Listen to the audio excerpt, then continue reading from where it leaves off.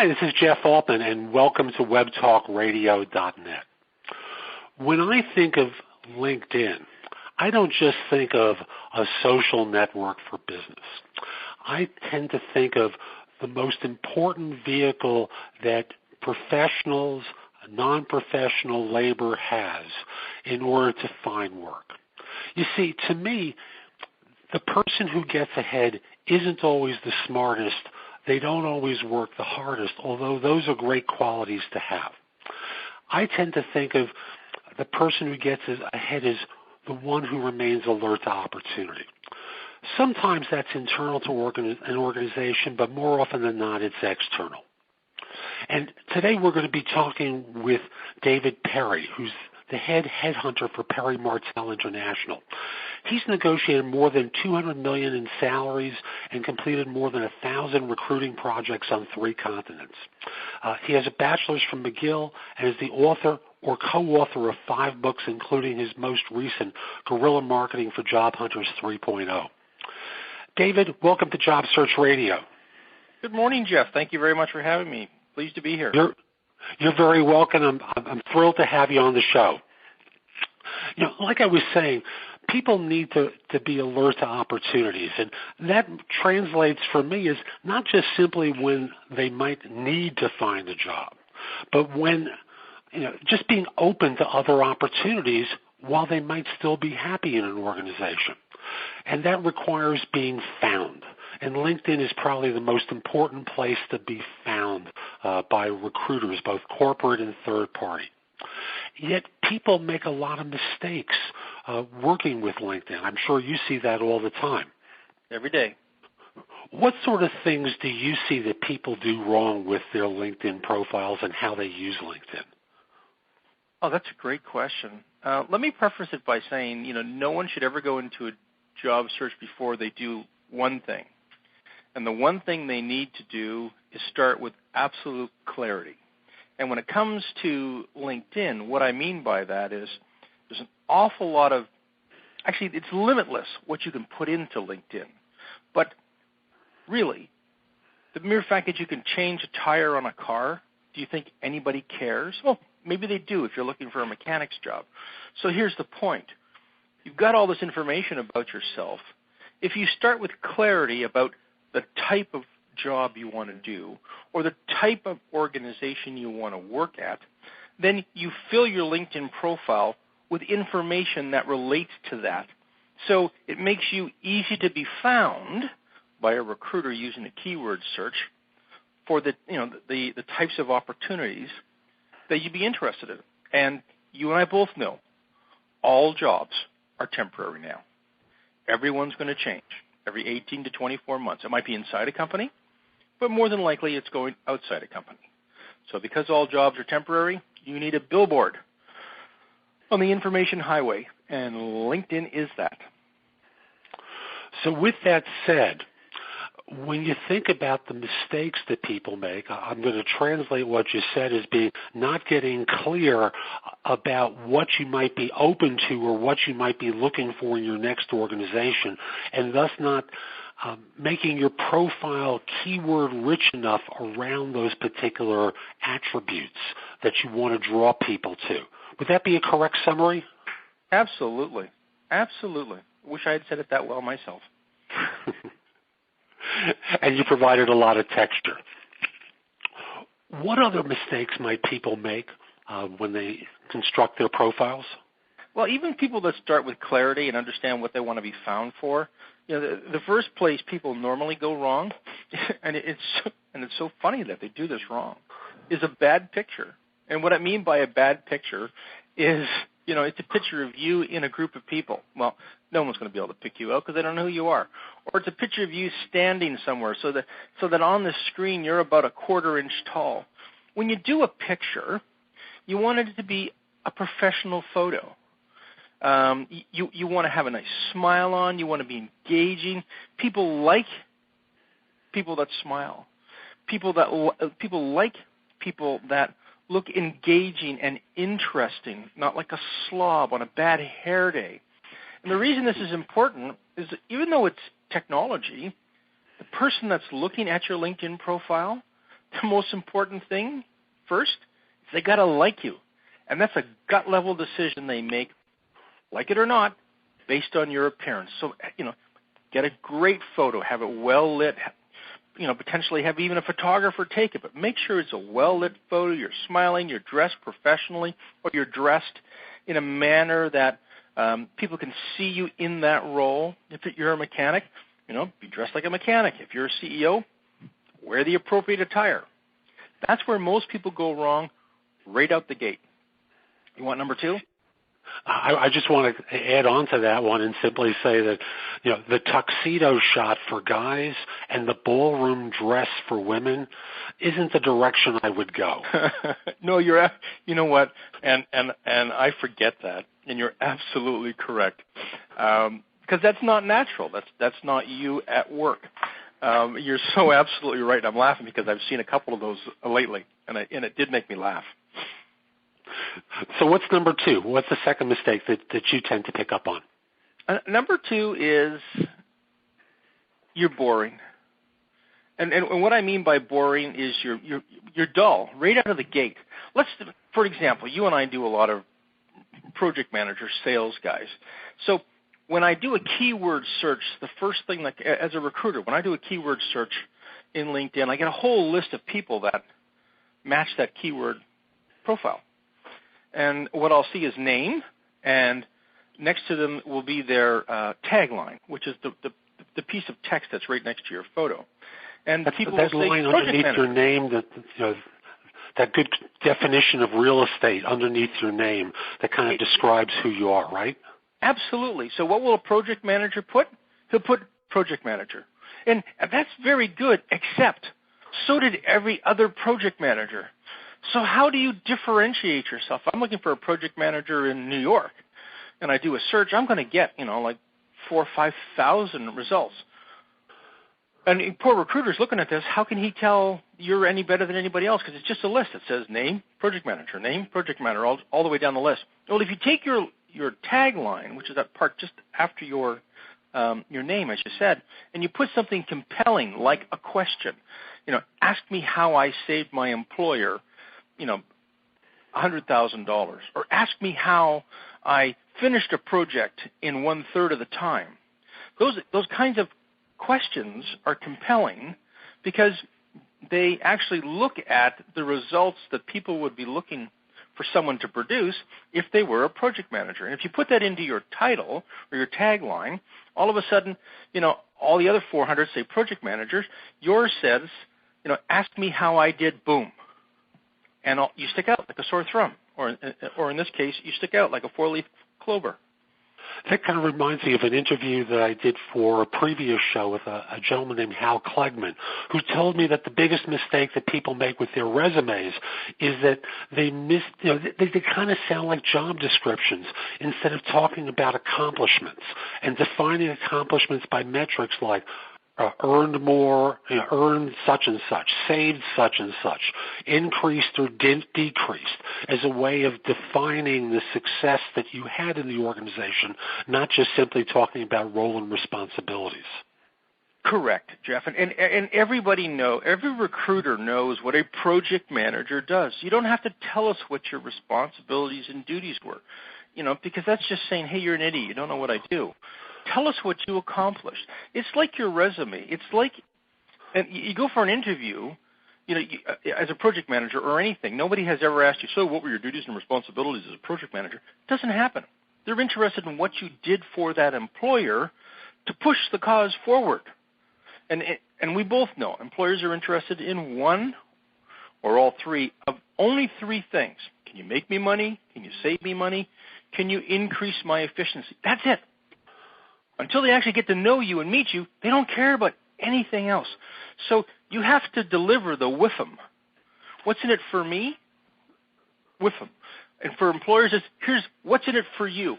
So tell them what's in it for them in the summary of your LinkedIn profile by using the accomplishments that they're going to be interested in because they're relevant to the job you're looking for. That's great, David. And I want to cover one or two more mistakes that people make with their profiles, if you have that, and then talk about a profile that we discussed last week, where you helped this CEO really beef up his search and get great results. So let me just pause and come back to mistakes. What else do you see that people don't do correctly? Well, they don't take advantage of all of the different types of file formats that you can use inside LinkedIn. For example, when we were kids, and we've been doing this, like I'm 53, so I've been doing it since kindergarten, right? Kindergarten, the most important thing, the most interesting part of my day for me and everybody else in the class was show and tell, right? Because it got us out of cut and paste. So show and tell. You can use rich media. It's called rich media. So you can add photos and videos and web links in your LinkedIn profile. And very few people do that. It's a bland, boring job description of what they're responsible for. Throw that out. Use accomplishments and add some photos, if you've got them, that are relevant. Photos of a project you did, photos of a product you produced, you worked on, whatever. Videos, same sort of thing. You can add a white paper. If you're a writer, you can add a white paper. All of these things add depth and texture to who you are as an individual. And all LinkedIn really is your first interview. Recruiters will go and look at someone's LinkedIn profile well before they'll call them in for a first interview. So if you consider LinkedIn your first interview, what is it that you would like an interviewer to know about you that would make them want to meet you and find out more? So if you look at LinkedIn as the movie trailer for your life or your career, what are the most interesting scenes from your career that you could put into your movie trailer if you look at your LinkedIn profile that way? Think about that, what would be most interesting for an employer, and go and get that kind of material and weave it into your profile.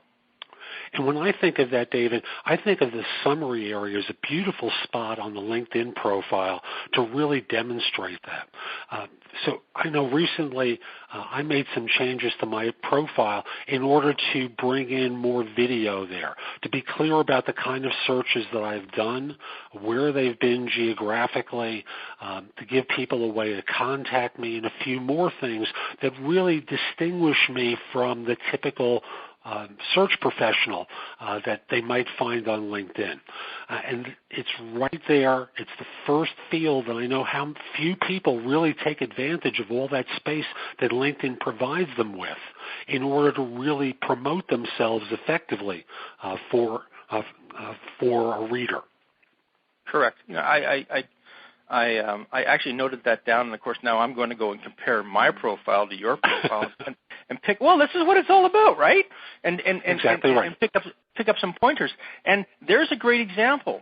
Why do people insist on inventing things from scratch? And what I mean by that is a lot of people that I know get stuck on their LinkedIn profile because they just don't know what to say. They don't know what's interesting. Well, instead of getting stuck, why don't they take the title of the position they're looking for, put it in LinkedIn's search box, and see who comes up first? Ooh, why do they come up first? Because they have designed their profile to come up first, just like Google, like a Google search, right? Of course. 50 pizza outlets in the city. Well, one of them's going to come up first because they've done their search engine optimization correctly. And that sounds like it's hard. It's not. So when people get stuck, what they really need to do is go and take a look at other people's profiles and see how they've constructed them and construct them in a similar manner. And one of the things that people can realize in addition to that is that there are signals that you get along the way if you pay attention to them, that your profile just isn't working for you. And that is the notices that LinkedIn sends to you about the numbers of people and who has looked at your profile. If you're getting one or two hits a week or a month, there's something wrong with your profile, and you got to fix it. Correct. And to add to that, Jeff, if you're getting people looking at your profile that have nothing to do with the industry you're trying to target, you've done something wrong. And you got to step back and analyze that. And the easiest way to do that is go back to what I just said. Throw the title of the job you're looking for in and see what the other person's doing. And I'm going to pile on and say, and if you're getting lots of people looking at your profile and no one contacting you, there's a message in that too. You know what? I should have thought of that. You're absolutely right.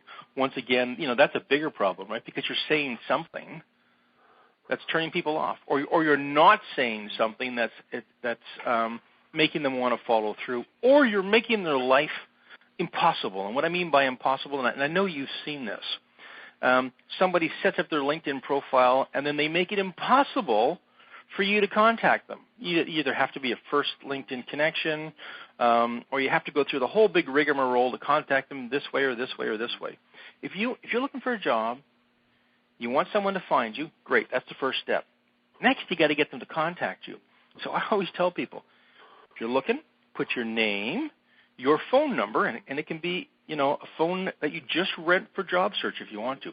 Put your name, phone number, and email address that you want to be connected at the top end of your profile, in your summary.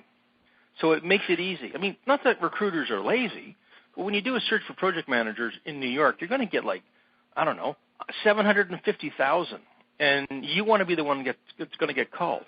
Well, trust me, most recruiters will go through and take the easy road. And by the easy road, yes, you look qualified. Oh, yep, you got a phone number. I'm going to call them first. You got to get the You call. mentioned having that job search phone number. One of the tools I love is Google Voice. Oh, yeah, I know. You use it. That's great. Voice.google.com, I believe, is the address, or google.com/voice. And Google will provide you with a phone number that you can direct to connect with any other phone number that you have. So if you don't want to be contacted after the search is over, which personally I think is a mistake, but that's a different conversation, you still have a phone number one phone number, instead of having them call you at your home, call you at the office, call you on the mobile while you're commuting. One number that can track you to wherever you are, that will also forward a text to you if you like, that will translate any voicemail message that's left for you. It's a great little tool. Free, by the way. Yeah, isn't it great? I love it. I happen to use it myself. When we spoke previously, you told me about this corporate or divisional CEO, as I recall, who just wasn't getting responses with his LinkedIn profile. And you mentioned that you would really help this person improve their game on LinkedIn pretty dramatically and increase his number of connections by several thousand over a short period of time. Could you talk about some of the techniques that you use to help this person really increase their capabilities around LinkedIn? Yeah, pretty absolutely, and it was pretty simple. It's a guy that I met that I got to know fairly well, became a friend, and he decided for whatever reason he wanted to be more engaged with LinkedIn because he wanted to look at other things. So we sat down one night over the dinner table at my house, and I looked at his profile, which really, there's no other word for it other than sucks. He was a vice president of construction for a company. So his tagline was Vice President Construction. Well, we went through the rigmarole, and I said, how many vice presidents of construction do you think there are in your town? And so we did all this thing, and I said, you don't stand out. So what we did is we recrafted his tagline. That's the first thing we did. And we recrafted his tagline from Vice President of Construction to Vice President, Commercial Development. Ask me how I turned a swamp into $1 billion. What a great attention getter! Oh yeah, and so he had 12 connections, 12 connections, and so I showed him how to use to try and connect with people. But so I showed him that, but we started with the title. Ask me how I turned a swamp into $1 billion, and then we went down and we wrote a profile, and his profile is. Let me just read you the opening paragraph. To remain a bulletproof market leader in an intense, competitive, and highly volatile global market, companies need optimized transformation at the root level across all areas of the company.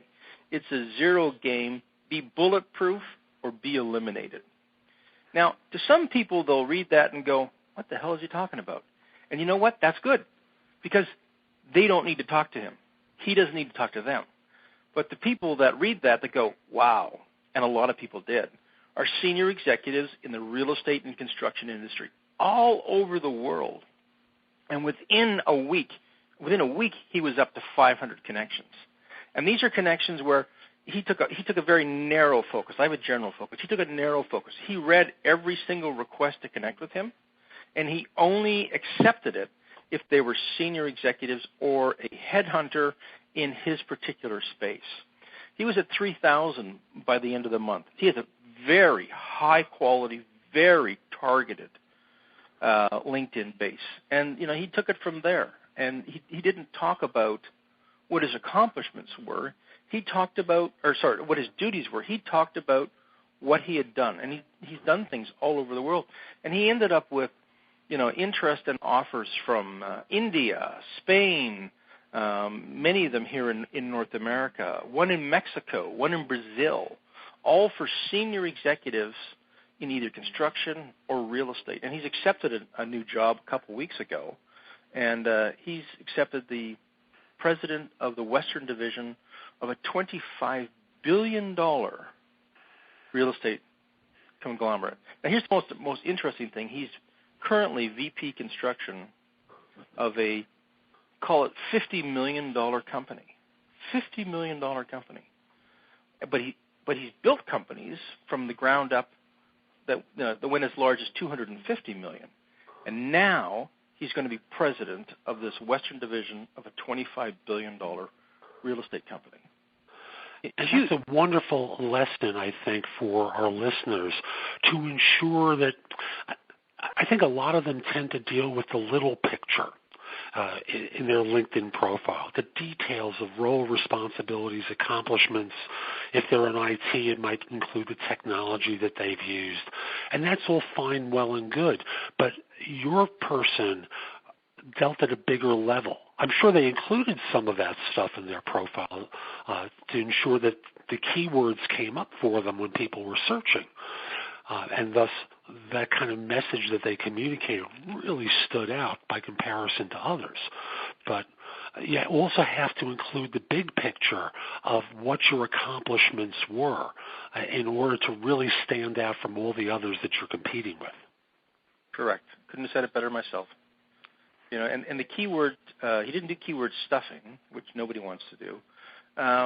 But what he did do is make sure the types of things that CEOs or recruiters that were looking for someone at his level were interested in would be seen in his profile. Like he used ROI as an abbreviation and return on investment. Very few people, even executives, ever talk about return on investment.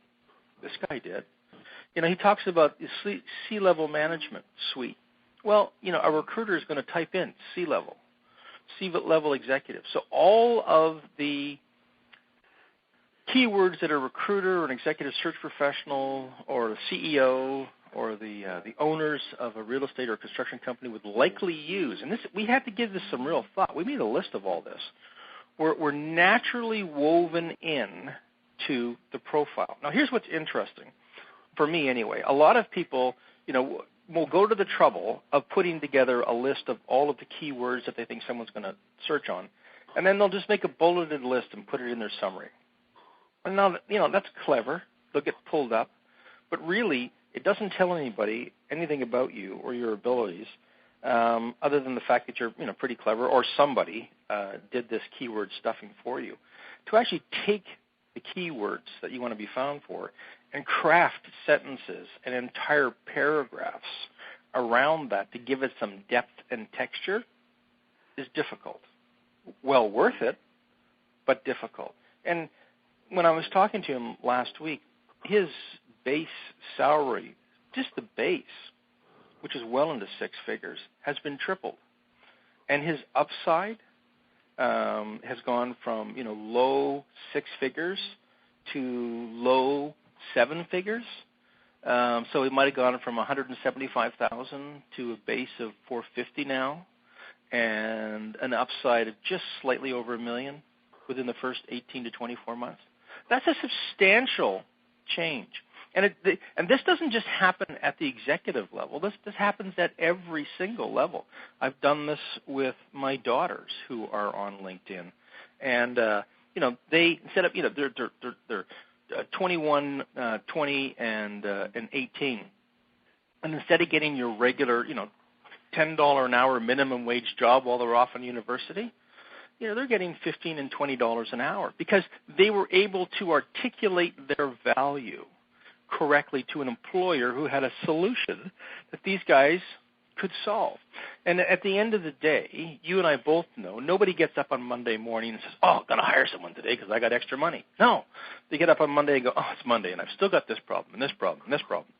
They're looking for people to be solution providers. And if you come across that way and build it into your LinkedIn profile that way, you'll get phone calls. And by the way, he made it very easy to connect with them. Beautiful story. And thus, for our listeners, I just want to remind all of you that these are strategies that work whether you're aggressively looking for a job today or passively open to something in the future, which you really need to do, because as David said so well, jobs, unfortunately, in the modern era are temporary, whether they call them permanent or not. These are the least permanent things I've ever seen. So you need to put yourself in the position to be found in order to have opportunities present themselves to you. It doesn't mean you have to respond favorably to everything, but the easiest way to find a job is when you're not looking for one. Absolutely. Opportunity just gets presented to you that you can go eeny, meeny, miny. Hey, that one looks pretty good. Let's go into that one. I know there's one mistake that job hunters make all the time with their LinkedIn profiles. What do you think? I'm sorry, David. I may have interrupted you. I apologize. No, sorry. I was just saying, what do you think that one of the biggest mistakes is that people make on LinkedIn profiles? The biggest one I find that people make with LinkedIn in general is they never log back on. They get a profile. You're right. They put up something. Yeah, you're right. And you're absolutely right. You're absolutely right. And I see it happen all the time. Jobs change jobs and never update their email address. They never provide people a way to reach them, once they're on LinkedIn. And it's bizarre to me. Well, it's like people who never send out Christmas cards until they've lost their job, and then they realize they need a network. Well, you need to, as Harvey McKay said, you need to dig your well before you're thirsty. It has to be of your part of your life. And LinkedIn is so easy, even if you only log in once a week or once every 2 weeks, just to make sure things are refreshed. And you remember to put your email address and your phone number in your summary. It's a whole lot easier for recruiters to get hold of you. And when a recruiter you have two choices. You can say yes, or you can say no. How much easier can it get? I got to tell you, it's a lot easier than trying to make people on the other end of the phone pick it up when you're looking. So, this is a great show today because you're adding tremendous value to these people's lives, and I hope they take it all very seriously. I'm sure they will. And David, thank you so much for making time to be here and talk to our guests. I know you mentioned to me that you have an audio that you'd like to offer everyone. How can they get a copy of that audio, and what is that audio of? The audio is a 45-minute presentation I did with another a fellow author being interviewed by another fellow author on branding and social media. And we go step by step through a whole bunch of points, including the Starbucks coffee cup caper and guerrilla resume. And listeners can get that by going to the Guerrilla Marketing for Job Hunters website, which is simply the letters G and M, the numeral 4, and JH.com. So that's GM4JH.com, which stands for Guerrilla Marketing for Job Hunters. And it's free. There's no strings attached. That's terrific. Thank you for making that available to everyone. My pleasure. Folks, we're going to be back next time with more job search advice. Now, I'm Jeff Altman, the Big Game Hunter. If you're interested in job search coaching from me, you can reach out to me in a variety of ways. One is I'm a live person job search and career coaching expert with liveperson.com. So you can reach me through that if you have a couple of questions. And if you'd like more broad coaching from me through the course of a job search, you can find out more about my coaching programs at vipersoncom.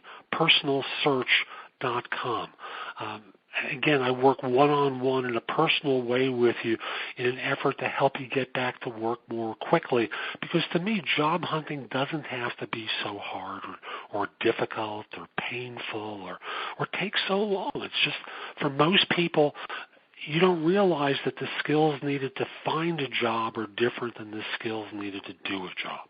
And that's where this podcast and my e-zine, which, by the way, you can get a complimentary subscription to my e-zine, which is called No BS Job Search Advice. I publish it weekly with advice for job hunters good anywhere in the world. It's a $499 value I give away for free. And you can get a complimentary subscription to my website, which is jeffaltman.com. And while there, go exploring. There's a lot of great content there.